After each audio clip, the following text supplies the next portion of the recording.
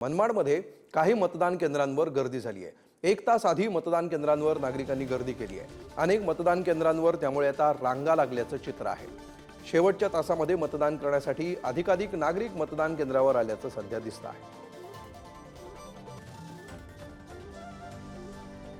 नियमानुसार मतदानाची वेळ संपण्यापूर्वी रांगेमध्ये उभे असणाऱ्या सर्व मतदारांना मतदान करता येतं।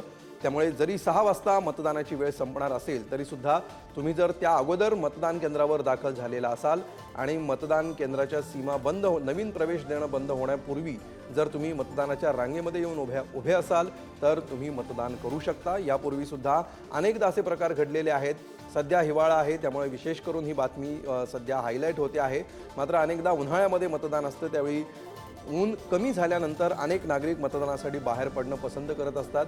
त्यामुळे कधी-कधी मतदानाची वेळ संपल्यानंतर सुद्धा अर्धा तास 1 तास मतदान प्रक्रिया सुरू राहते। त्यामुळे शेवटचे आता 25 मिनिटं उरलेले आहेत।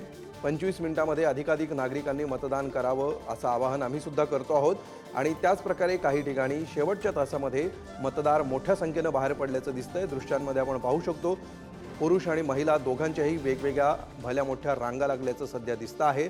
मनमाडमधली ही दृश्य आहे।